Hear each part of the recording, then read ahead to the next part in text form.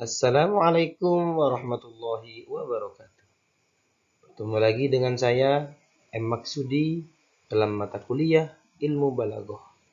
Yang mana pada hari ini kita akan belajar tentang ilmu ma'an. Tapi sebelum kita memulai pembelajaran ini, mari kita berdoa bersama dengan harapan semoga ilmu yang kita gali, ilmu yang kita cari dijadikan ilmu yang bermanfaat dan berkah dan bisa kita amalkan dalam kehidupan sehari-hari. Bismillahirrahmanirrahim. Raditu billahi rabba wa bil islami dina wa bi Muhammadin nabiyyan wa rasula. Rabbi zidni ilma warzuqni fahma. Amin ya rabbal alamin. Baiklah, kita memasuki pembahasan yang ketiga atau bab yang terakhir dari ilmu yang dibahas dalam ilmu balaghah, yaitu tentang pengertian ilmu ma'ani. Ilmu ma'ani adalah dalam kitab Jawahirul Maknun jelaskan yang dimaksud dengan ilmu ma'ani adalah ilmun bihi limuqtadul hal yura lafdul mutabiqan, yaitu ilmu yang dengan ilmu itu dapat diketahui suatu lafaz, suatu kata sesuai dengan muqtadal halnya, sesuai dengan kondisi, situasi dan kondisi. Ilmu ma'ani adalah ilmu yang mempelajari kesesuaian antara konteks pembicaraan dengan situasi dan kondisi sehingga maksud dan tujuan bisa disampaikan secara jelas dan gamblang. Definisi lainnya, ilmu ma'ani adalah pokok-pokok dasar untuk mengetahui tata cara penyesuaian kalimat pada kontekstualnya, muqtadal halnya, sehingga cocok dengan tujuan yang dikehendaki. Ilmu ma'ani, pengertian ilmu ma'ani dalam kitab Maknun juga dijelaskan ini dalam keterangan lain. Wa hafidun ta'tiyatul ma'ani an khata'in yu'rafu bil ma'ani. Wa hafidun ta'tiyatal ma'ani an khata'in yu'rafu bil ma'ani. Ilmu yang menjaga jangan sampai mutakallim itu salah di dalam menerangkan makna yang di luar makna yang dikehendaki. Itu disebut ilmu ma'ani.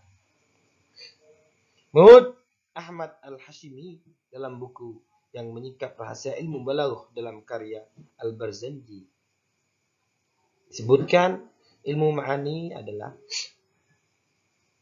usulun wa qawaidu yu'rafu biha ahwalul kalami al-arabi allati yakunu biha mutabiqan li muqtadal hal. Ilmu yang mempelajari tentang bentuk perkataan bahasa Arab yang sesuai dengan tuntutan situasi dan kondisi.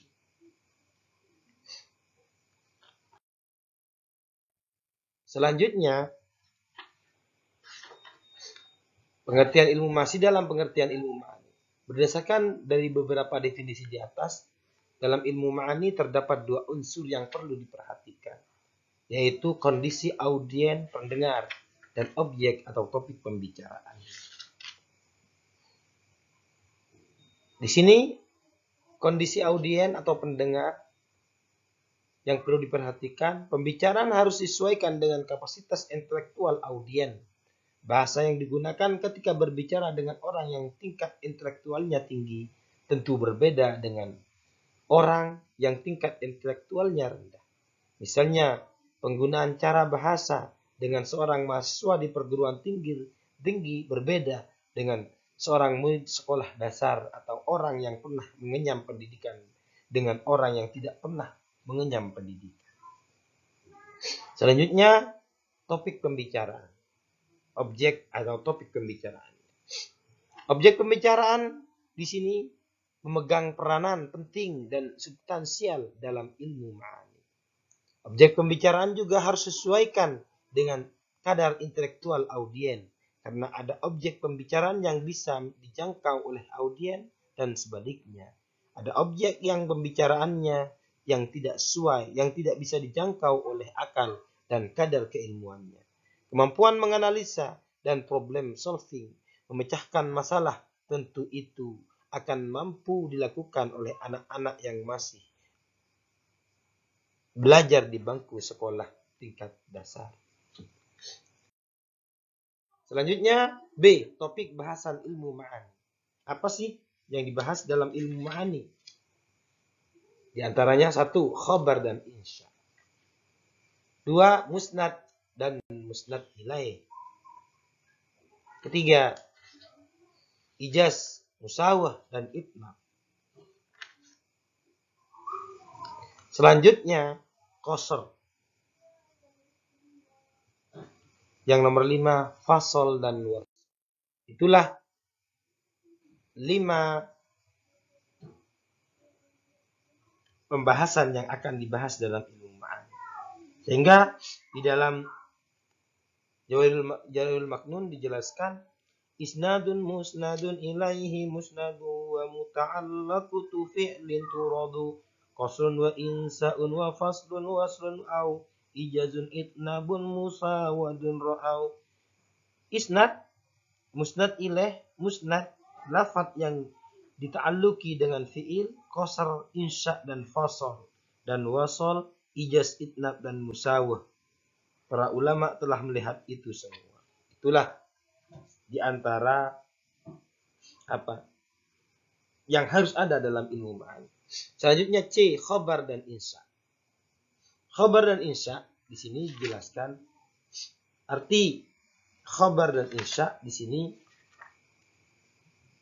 Khabar atau kalimat berita adalah ungkapan yang bisa dinilai bahwa yang menyampaikan bohong atau tidak. Contoh kalam khabar. Di sini dijelaskan inna abaka lamaridun. Inna abaka lamaridun. Khabar itu maksudnya ma ihtamal sidqa wal kadhib. Artinya sungguhnya ayahmu benar-benar sakit. Lanjut insya. Sedangkan insya sebaliknya, kalam khabari dengan 2 taukid. Contoh kalam insya, falyakul khairan aw liyasmut. Maka hendaklah mengatakan yang baik atau kalau tidak diamlah. Kalam insya dengan uslub amar perintah. Selanjutnya D, musnad dan musnad ilaih. Musnad ilaih di sini musnad. Musnad di sini kalimat yang dalam bahasa Arab terbentuk dari jumlah ismiyah, terdiri dari mubtada dan khabar. Jumlah fi'liyah terdiri dari fi'il dan fa'il. Dalam bahasa Balaghah, kedua unsur pembentukan susunan kalimat tersebut dinamakan musnad dan musnad ilaih. Muhammadun qaimun. Ini Muhammadun qaimun, qama Muhammadun. Jadi di sini Zaidun qaimun atau qama Zaidun. Seperti itu contohnya.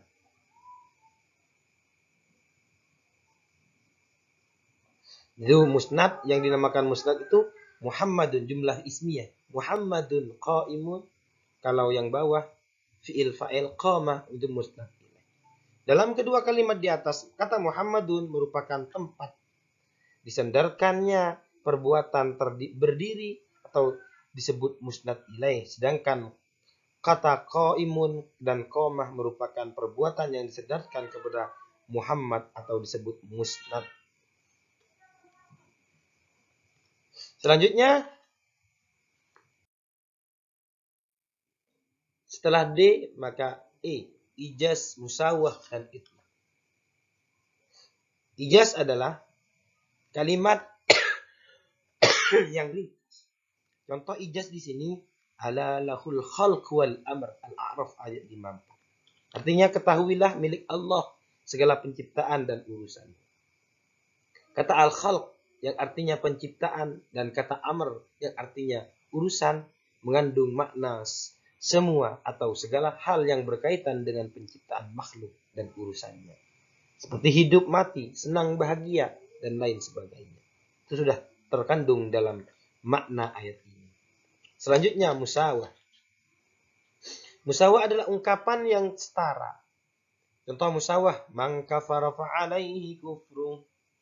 Di sini artinya barang siapa yang kafir atau ingkar kepadanya, maka dia sendirilah yang menanggung akibat kekafiran itu. Ar-Rum ayat 44. Yang nomor 3, itnab.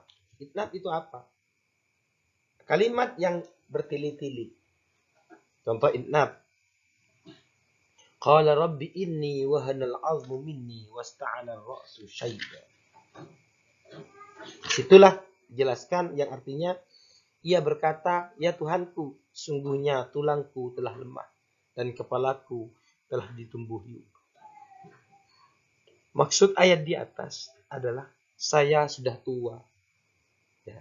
Tapi ini bertili-tili dipanjangin. Qala rabbi inni wahanal 'azmu minni wasta'ala ar-ra'su syaiba. Selanjutnya ijaz. Ini diterangkan satu-satu. Ijaz. Lebih jelasnya ijaz di sini. Ijaz adalah at-ta'biru an maqsudil kalami bilafdin aqalla mimma huwa muta'arifun alaihi ma'al ibanati at-tamati 'anil murad. Mengucapkan maksud dengan lafaz yang lebih singkat dari yang biasa, tapi sangat jelas maksudnya. Di sini ijaz terdiri dari dua macam, yaitu ijaz kisar dan 2 ijaz hafz. Di sini ijaz qasar yaitu yakunu bitatminil ibaratil qasirati ma'anil kasiratin min ghairi halfin. Ijaz yang menggunakan ungkapan pendek namun mempunyai makna banyak tanpa disertai pembuangan atau beberapa kata atau kalimat. Contoh, ala lakhul khalq wal ab. Ijaz sekarang ijaz hafz. Al-hafdhu ala yakunu bihadfi kalimatin aw jumlatin aw aksara ma'a qarinatin ta'yin minal mahdhuf. Yaitu ijaz dengan menggunakan cara membuang sebagian kata atau kalimat disertai indikator yang menunjukkan bahwa dengan adanya yang dibuang tersebut. Contoh, wajah rabbuka wal malaku saffan saffa. Selanjutnya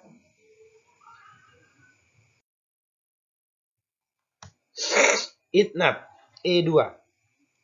Itnab adalah ayakun at-ta'bir bilafdin zaidin ala usuli ma'anil muradil bifaidatin. Itnab adalah berekspresi dengan perkataan yang lebih dari makna aslinya yang dimaksud karena ada tujuan tertentu. Menyampaikan ungkapan kepada komunikasi melalui gaya bahasa. Itnab bisa dilakukan dengan berbagai teknik, antara lain teknik itnab.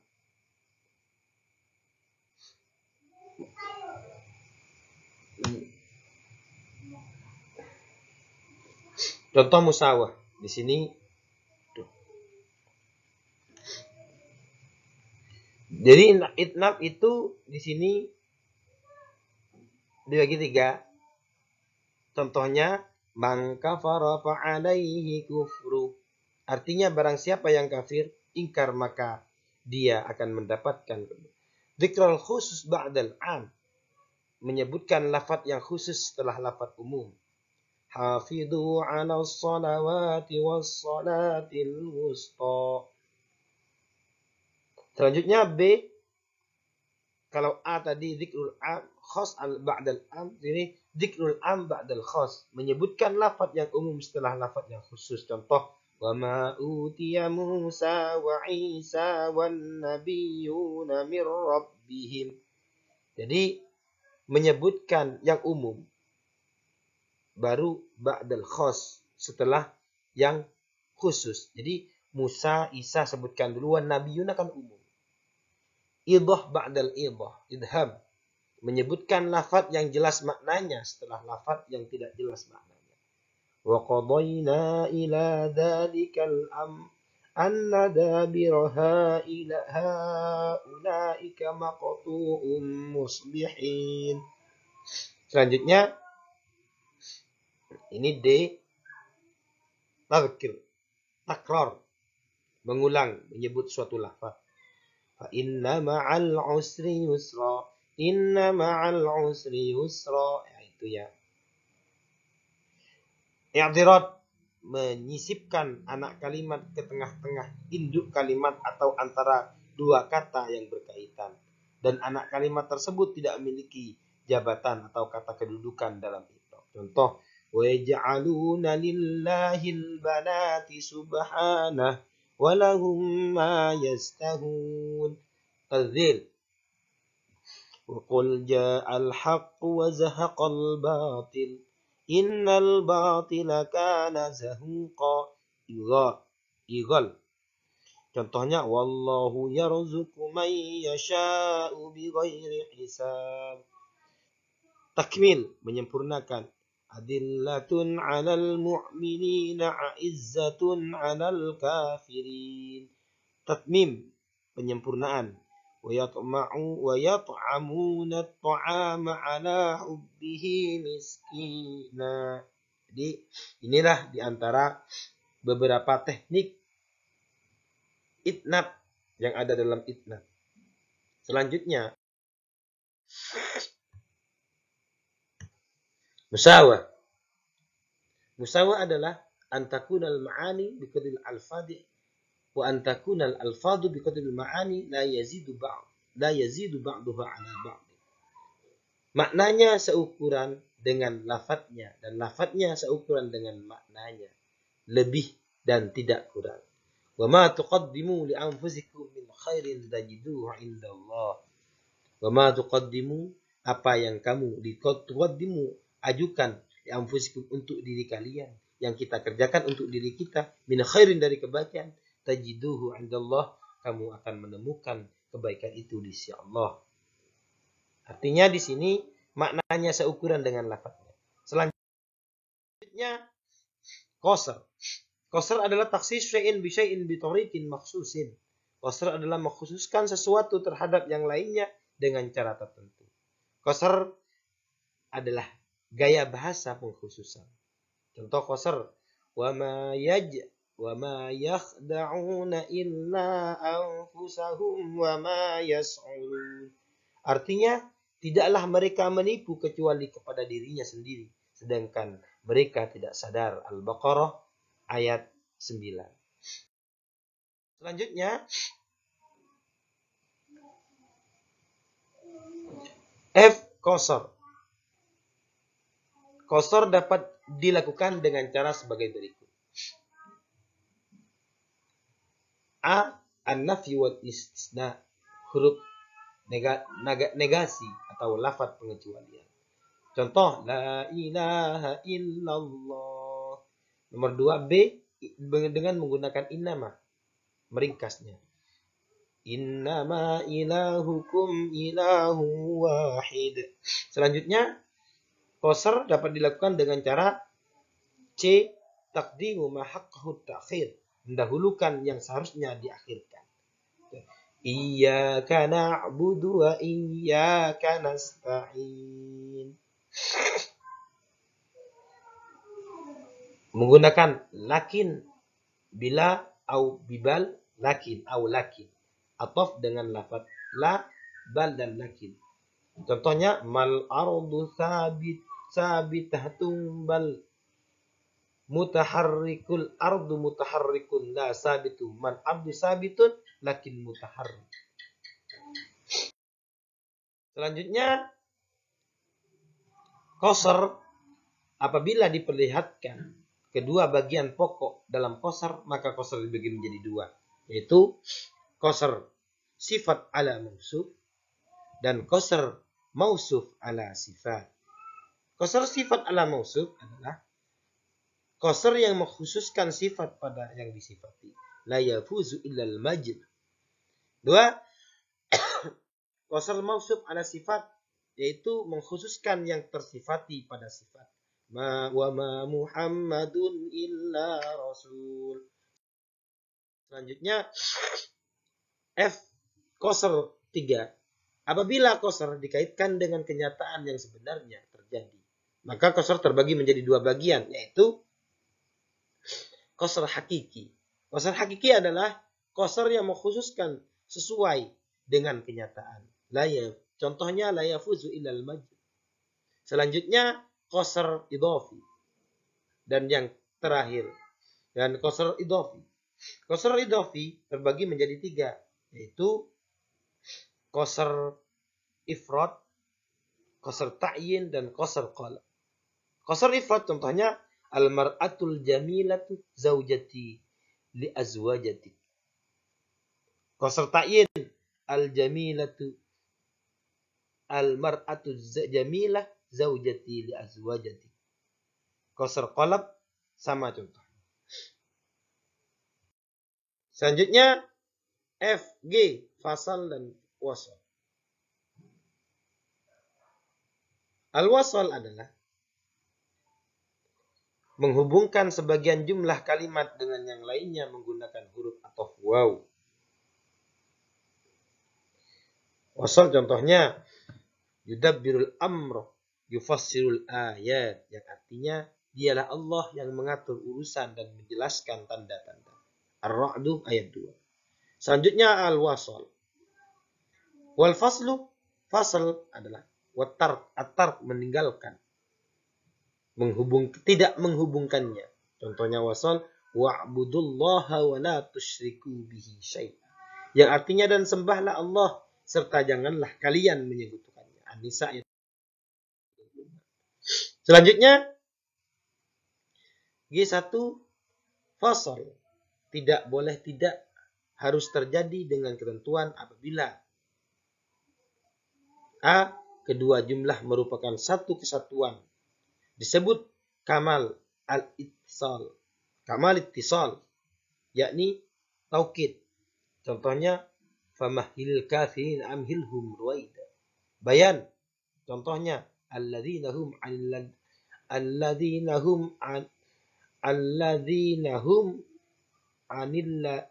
anid-dinihum yura'un an salatihim ra'un. Ya.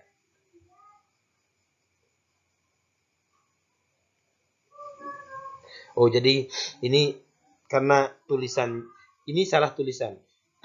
Karena ini pakai tulisan Arabik, maka cara bacanya seharusnya alladzina hum an salatihim sahun, gitu loh. Alladzina hum yura'un. Ini hati-hati di dalam cara membaca ketika kita menulis pakai Arab tapi tidak ditaruh di kanan. Ini tidak ditaruh di kanan. Nomor 3 C badal, pengganti. Contohnya fawaswasa ilaihi syaitan qala ya Adamu hal adullukum ala sajaratil khuld. Selanjutnya B. Di antara kedua jumlah ada perbedaan yang cocok, yakni jumlah yang pertama berbentuk jumlah khobariyah, sedangkan jumlah yang kedua jumlah insya'iyah atau sebaliknya. Atau di antara keduanya tidak ada kaitan. Maka dalam keadaan demikian dinamakan kamal al-inqita. Contohnya wa innamal mar'u bi asgharihi kullu mri'in rahinin bima ladaihi bi ya sahibad dunya al-muhibba antal ladzi la yang qadi ta'ib.